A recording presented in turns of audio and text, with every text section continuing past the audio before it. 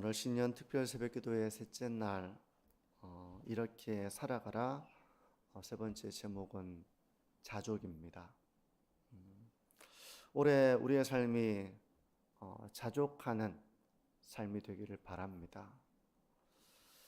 바울이 이렇게 고백하고 있는데 먼저 오늘 본문을 보시면 내가 궁핍함으로 말하는 것이 아니니라.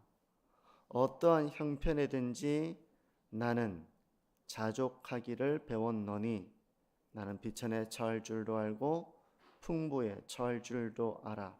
모든 일 곧 배부름과 배고픔과 풍부와 궁핍에도 처할 줄 아는 일체의 비결을 배웠노라. 내게 능력 주시는 자 안에서 내가 모든 것을 할 수 있느니라. 자족이 무엇입니까? 자족은 충분하다 이런 마음입니다.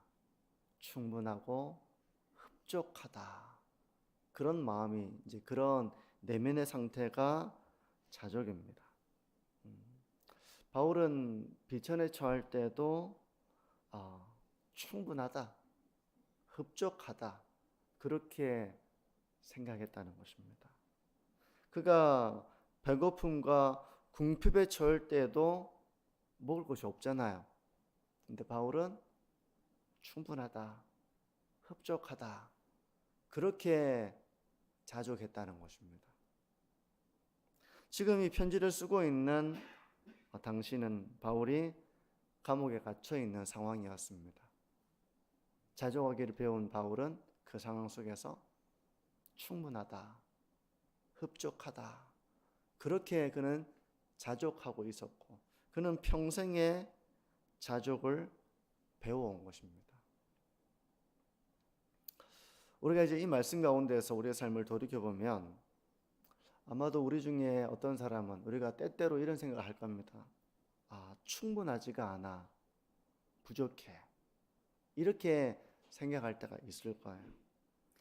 이 정도로는 충분하지가 않아, 여기 이 정도로는 안 돼 이렇게 생각하는 경우도 있고 어떨 때는 내가 다른 사람이 볼 때는 충분하게 보여도 흡족하게 보여도 스스로가 다른 사람과 비교하면서 저 사람은 여기까지 와 있는데 나는 여기까지밖에 못 와 있고 참 불만족스럽다 그렇게 생각하는 경우도 있을 것입니다.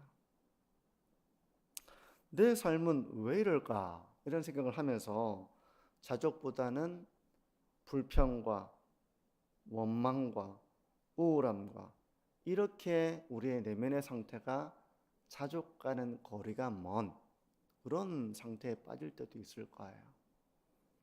우리에게 주어진 것들을 그냥 보잘것없는 것으로 생각하고 우리에게 없는 것들은 과대평가해서 나는 왜 없을까 이렇게 스스로를 불행하게 생각하는 그런 모습은 자족과는 정반대의 모습이라고 말할 수 있습니다. 결국 자족하지 못하는 것은 우리의 신앙이 연약하기 때문에 그런 것입니다. 만약 우리에게 이런 불평과 불만족과 비교의식과 우울함과 이런 것이 있으면 우리는 충분하다고 생각 못할 것입니다. 충분하다, 흡족하다 이렇게 여기지 못할 것입니다. 그렇다면 우리가 배워야 하는 것이 바로 자족입니다. 바울은 자족하기를 배웠다고 고백합니다. 그러면 다시 바울의 삶으로 돌아가서 그의 자족이 무엇으로부터 기인했는가를 한번 생각해 보시죠.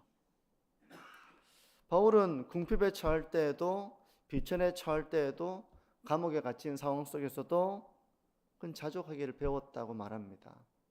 흡족하다, 만족한다, 충분하다 그렇게 바울은 여겼다는 것입니다. 바울은 평생에 걸쳐서 어떻게 이 자족을 배웠을까? 우리는 어떻게 하면 이 사도가 고백하는 자족을 배울 수 있을까? 그래도 나에게 이 정도가 있으니까 이 정도면 괜찮다. 내 건강이, 물론 나는 이 정도 오기를 원하지만 그래도 내 건강이 이 정도 되니까 뭐 괜찮다.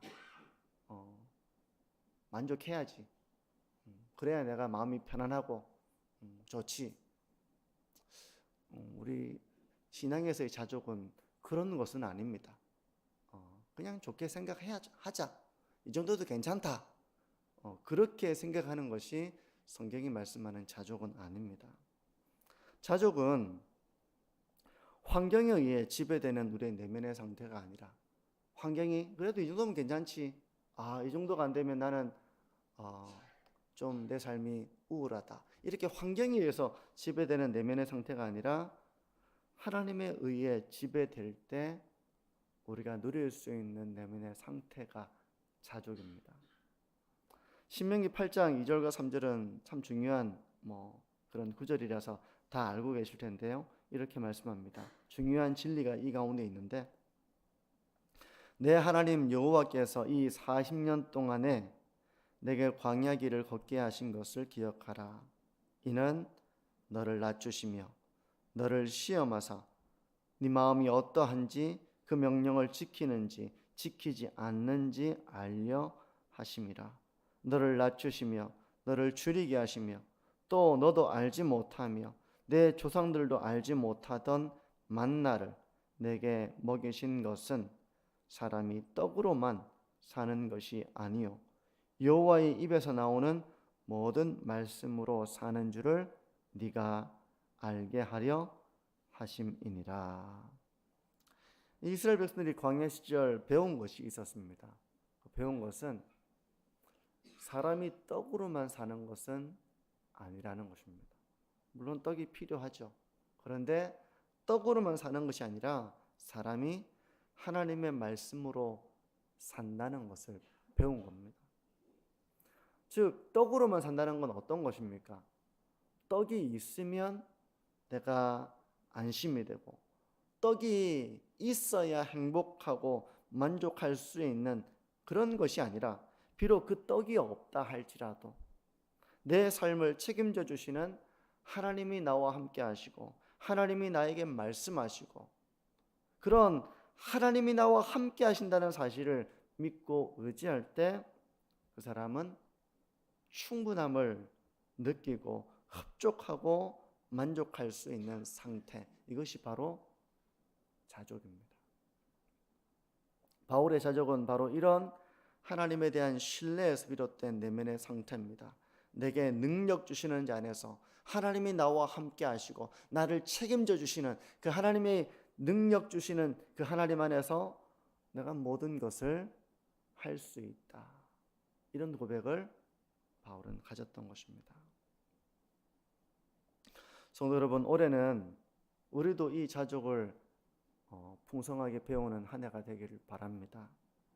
환경에 의해서 결정되는 내 내면의 상태, 이것이 아니라 어떤 환경에도 불구하고 그 가운데서 환경에 의해서 감사하다, 좋다, 이걸 뛰어넘어서서 나에게 능력 주시는 자, 비록 내가 떡이 없다 할지라도 나와 함께 하시는 그 하나님으로 인하여 흡족하다, 만족한다, 충분하다, 이렇게 하나님 안에서 자기의 삶을 바라볼 수 있는 우리의 삶이 되기를 바랍니다.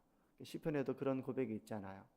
여호와는 나의 목자시니 내가 부족함이 없으리로다. 이건 하나님께서 내 삶을 붙드시고 책임져 주시기 때문에 충분하다, 흡족하다, 그런 고백인 것입니다. 성도 여러분, 내 삶을 책임져 주시는 하나님께서 나와 함께 하신다는 믿음을 가지는 것, 이게 핵심이에요.